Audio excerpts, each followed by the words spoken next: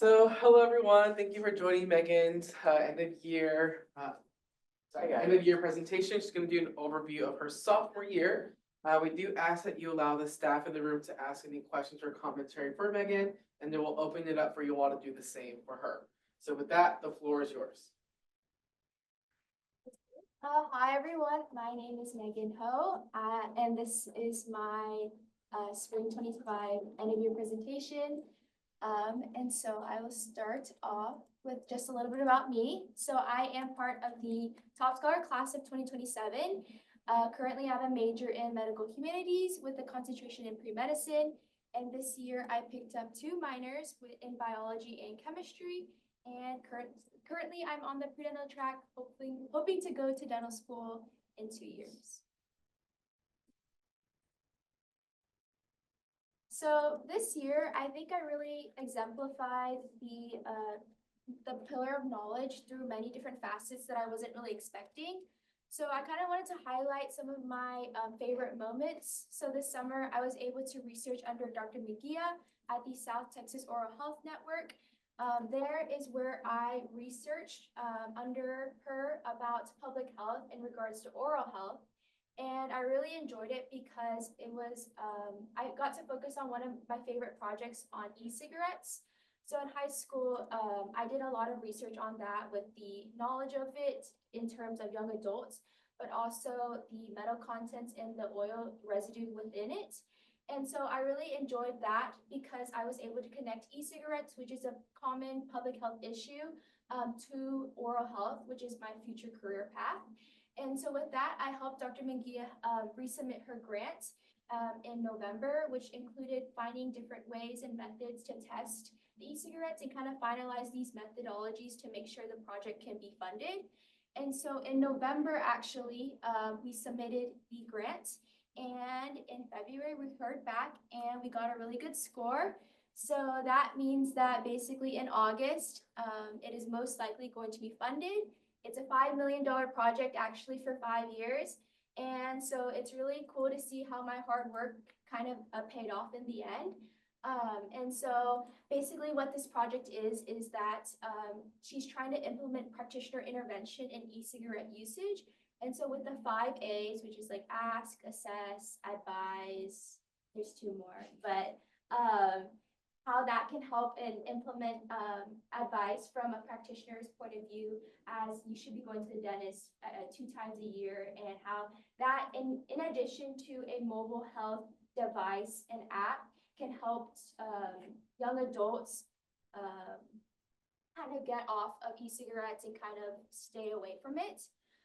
In addition, so over that experience, I accumulated over 300 research hours, which was very rewarding in the end. And I'm hoping to continue this project in the future with Dr. Mejia in my undergrad. And so in addition to my research, I think I also really enjoyed the pillar of knowledge through organic chemistry. As you may all know, I am a general chemistry 1 TA because I did like Gen Chem, but I found out I like OChem even more. I know that's really weird to say, but organic chemistry has been definitely one of those classes where you cannot fall behind. And so I definitely stayed committed to this class by reading the textbook every day, doing the end of chapter problems, going to office hours twice a week, going to TA sessions, because I feel like those really made sure that I was consistent towards my goals. I really wanted to excel in this class just because I know how important it is coming into dentistry, where the on the DAT, organic chemistry is a very big part. So just kind of prepping for that made me realize that I should kind of refine my study habits and make sure that I'm doing it in the most efficient way so that I can retain the information, but also learn it in a fast pace. And lastly, I think I also obtained some knowledge within my future career path by obtaining my registered dental assistant's license this summer. The purpose of this wasn't really to work, but it was mainly to assist at volunteer events. And I was actually able to do that at the Texas Missions of Mercy event, which was my first time assisting a doctor in February.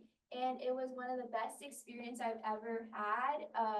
Actually, my first patient here, which is shown by their teeth.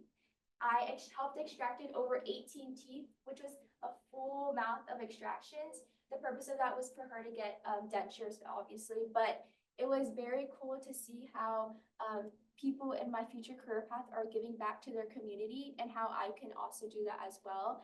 And so learning the different dental instruments, learning the how to suction, how to do a filling, how to extract teeth was really cool to see. And I continued this last 2 weeks ago, actually, where there was another Texas Mission Mercy event in Bonham, Texas, where I continued to assist and just grow on my dental knowledge. So in terms of leadership, I think I really enjoyed my first experience as a teaching assistant for General Chemistry 1 this full year. Under Dr. Armand and Professor Arthur, I was able to host a lot of recitation sessions in addition to Colin to help students with this weed out class. So actually, this is a picture of one of our sessions. I took this picture because I couldn't believe how many people attended. So in the beginning of the school year, I created a group me for all the students, and gradually, like, people just started to come. And the group me now is over 350 people. So not only am I helping out students in my class that I'm assigned to, but also other General Chemistry 1 professors. And this class was so large, there was over 90 people at the session, which is crazy to say because typically only 10 to 15 people come. But it literally looked like a class that like was on a normal day. I walked in, I was like, who are all these people trying to learn Gen Chem 1? Honestly, it was crazy to see that all these people, they wanted to come to make sure that they were ready for the test. And so with that, I've learned how to kind of be better at speaking or being more outspoken and working on my presentation skills and kind of putting my perspective on this into the student's shoes and seeing how I can relay my information or how I understand the information to them through this position. In addition to that, I was the volunteer coordinator for the Pre-Dental Society this year. So that was kind of a big role in my opinion, because as volunteer coordinator, we need to host at least four volunteer events a month, but we kind of outdid ourselves, you could say. We try to do 2 events every single week, so 8 events over the course of every single month. And with that, volunteering was really important to me because not only was I able to refine my organization skills, but I was able to help and improve my communication skills, not only with my co-lead, but with other outside organizations and also members as well, to make sure these events are successful. I really enjoyed this position because I felt like I've grown as a leader just because the organization is so large. In addition to that, I was also the Volunteers Around fundraising chair. So I was hosting a lot of different fundraising events each month. So here's a GIF of me selling H2O near the Cimbria. So fundraising also requires a lot of organization, making sure that all the materials are there for Best Fest, for DIA, stuff like that. And so just working on my leadership skills so that I can then collaborate within my future career field is something that I'm looking forward to.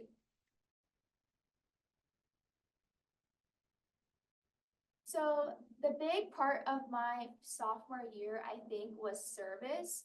I didn't really expect myself to get involved as much as I did this year, but I think that's how I grew the most because of these service events. So as volunteer coordinator, I am required to go, but I think not only was it a requirement, but it was an opportunity for me to grow as an individual as well. And so I really enjoyed contributing back to these communities, whether it was local or far. So here, like at Waterbury Resource Room, is me and some pre-dental students helping out there. I'm actually attending one right after this, so that will be fun. But I think the most rewarding volunteer events were the events that I saw in my future profession giving back to their community and seeing how it does truly affect many lives of many underserved populations. So again, at Texas Missions of Mercy, that's an event, I don't know if I explained it, but it is an event, a free dental volunteer event for underserved populations to obtain fillings, extractions, or just dental care. And so I really enjoyed this position, or this service opportunity, because it's over the course of 2 days, 12 hours each, and you can see how no matter how like tiring everyone is, they still want to give back to their community through this event. And then in addition to that, I was able to go to the Smart Smiles event. This is in Marble Falls. And so I helped assist dental hygienists and students, elementary students actually. They were like, well, they were low-key kind of like young, I thought. They were like 5 or 6, I don't know. They're kindergartners and first graders. But it's fun to see how they're excited to go to the dentist, or the different types of interactions I have with different patients, and kind of see that dentistry can apply to many different people. And while not everyone has access to it, everyone should have the opportunity to go to the dentist. And with that these service opportunities, I forgot to mention, I accumulated over 175 hours of service this year, and I'm hoping to continue that in my junior year. So I really wanted to hone in on my journey to dental school. I think this year specifically, I did a lot to make sure that I was exposed to as much as I could. With that, I really tried to make sure to put myself out there and attend all these events. So first things first, I went to a lot of different dental school tours here in San Antonio. I also went to UT Health in Houston and at A&M in Dallas, just to see what it's like at the dental school. What are the students going through, and what is the environment like? And I really enjoyed that because I could kind of put myself and see, oh, where do I prefer to go? What is the best school for me specifically? And in addition to that, I also shadowed a lot this semester. I went whenever I was at home during the winter break. That was kind of one of my biggest goals, was to shadow a lot so that I can see different procedures, root canals, extractions, fillings, and Invisalign, all these different procedures that are important in the general dentistry office. And then I also went to 2 different prenatal days. I went to one here at UTESCA and one at UT Health Houston. And with these prenatal days, I was able to hear back from different dental students and see what it's like to be a dental student. But also, I was able to go to different workshops. So one of them being like a suturing workshop that I went to. So just learning how to suture. Other ones in this video here, it's me drilling actually. So that's one of the cool things that we got to do. We got to drill. We also got to do amalgam and composite fillings. And so again, just kind of getting my feet wet with these different experiences and seeing if I truly do enjoy dentistry, which I think I have confirmed that. In addition to that, so this picture is me at the dental school, the prenatal day at Houston. And as you can see, my posture is really bad. I've learned that it's growingly bad. And so one of the things that dentists use to help their ergonomics is loops. And so as you can see in this picture, my ergonomics is a lot better. My back is straight. And the reason for this is loops are these like goggles where they can, dentists use to see downward. So the lenses are pointed downwards where you're looking straight. So it's very, it's cool technology, I guess you could say, that a lot of students and dental professions are using now to make sure that their ergonomics is good when they're practicing. I also wanted to highlight my involvement within the Top Scholar program. I think this year was kind of the first year that I kind of broke out of my shell more, just because I'm not going to blame my sister or anything, but it allowed me to take on a little bit more than I originally came in with in my freshman year. So with that, I continued to lead the Top Ballers team this fall, and it was really fun where obviously not everyone has a lot of experience in that, but that's okay because we had practices every single week and games every week where we got to learn how to work together. And I'm really glad that a lot of a lot of the freshmen joined the team this year so that I could interact with them and kind of get to know them on a personal level. And I'm also really glad that this team encompassed all top scholars of different cohorts. So it was just like an integration of everyone, and we really got to kind of get to know each other on a better level through this. And then with that, I really enjoyed being part of selection this year. I think last year was kind of me just taking a step back and just trying to get myself into what it really goes on the backhand of selection. But this year, leading two committees, the escort committee and the check-in committee, was something that I took on. And I felt like being more involved in selection and seeing what's it all about really led me to value this this event and how much work and how much work that everyone puts on to make sure this event is successful for our incoming scholars. And lastly, our cohort service project. So last semester we did Town Twin, and then this semester we did a Waterbury Resource Room. So here's a picture of me and Ricky at the Waterbury Resource Room. We were stacking up all these breads and bagels in the aisles, and it was a lot of fun.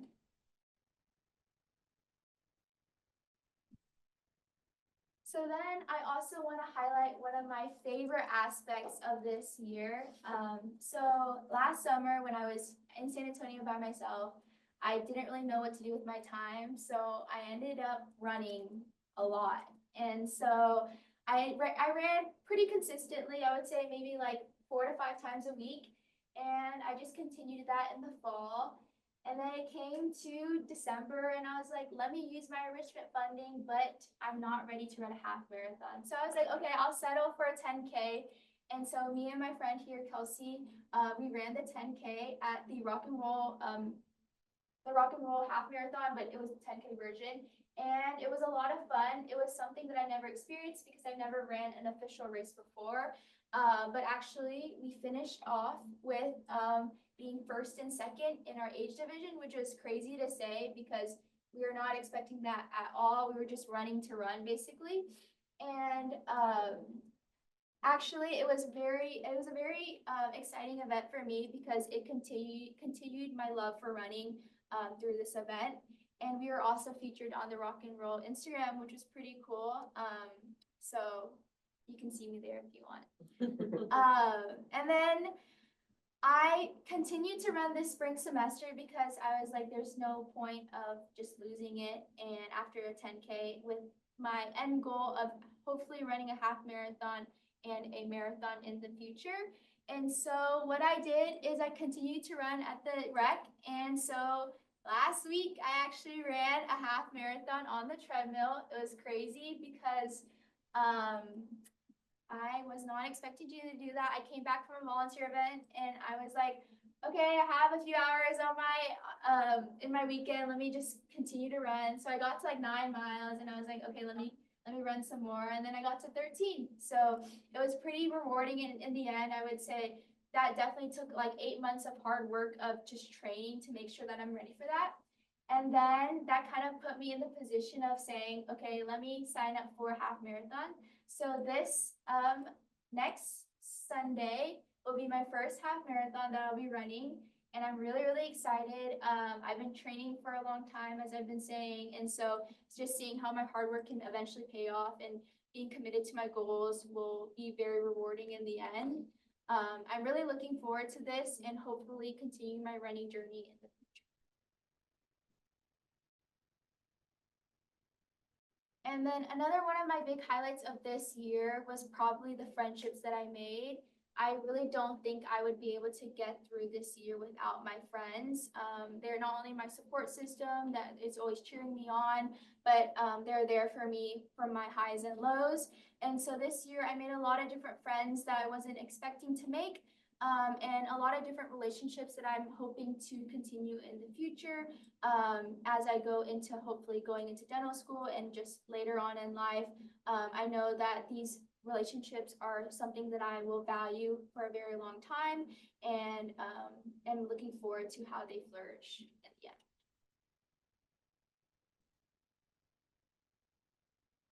end. Another big thing that I want to highlight is my obsession for strawberry matchas. So this year I went to, I think, 8 to 9 different cafes and tried their strawberry matcha. And I think I can say I am an expert in it just because of how many times I've been. But I can tell you this, these are from all over the places, from Dallas, Houston, and San Antonio. The one on the very far right is from Millie Cafe, which is in Houston. Definitely recommend. I do prefer real strawberries over artificial strawberries, so that's something to look forward if you're trying to try strawberry matchas. But I really do enjoy also this is the matcha maiko one, which is the second one to the right. That is here in San Antonio. They make matcha ice cream, so that's another alternative of strawberry matcha. But with that, I think this is kind of a treat for me. This is like oh, I did really good on an exam. Let's go get this. And so I realized that through my, I guess, my interests and my obsessions, I've really allowed it to kind of benefit me in a way, to have something to look forward to in the end, and just treating myself after a long weeks of work.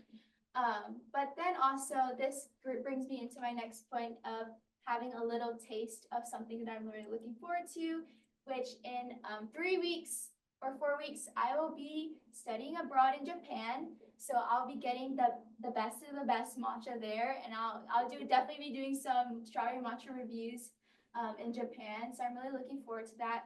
I think this experience, while it isn't related to dentistry, I think will definitely give me that global cultural experience that I'm looking forward to in studying abroad. I also have never been that far from home in a very long time. At all, actually. And so experiencing a new country by myself, obviously with a group, will definitely be rewarding and a new experience that I'm looking forward to, and kind of seeing the different assets of Japan, whether it's the different countryside, the city side, the technologically advanced side, will be very interesting and very, I think, impactful in the end. After Japan, which ends in late May, I will be attending the Summer Health Professions Enrichment Program. This is also known as SHPEP. So the first 2 weeks are virtual, but the next 4 weeks are in person. So I will be at the UT Health School of Dentistry, where I will be collaborating with other pre-health professional students who also are interested in going into the healthcare field. And so not only will I will be exposed to dentistry, but I also will be exposed to medicine, nursing, and other healthcare professionals as well. And then lastly, to end off my summer, I am planning to study for the DAT. This test is definitely something that I'm not looking forward to, but I know it's really important in the end. And I'm looking forward, not really, to putting my time towards that. I know it's going to be definitely very stressful, but I'm hoping to use my skills that I've learned this semester of balancing my time and making sure that I still have time for myself in the end, and just rewarding myself after maybe every section that I finish, to really propel myself and make sure that I do well on this test. Yeah, thank you guys for all attending. Oh, Megan, this year has been a great year. You're doing so much on campus, helping fellow students get through Gen Chem. I know I mean, what I've hear, obviously I haven't lived that, but what I hear from other students who really appreciate your guidance.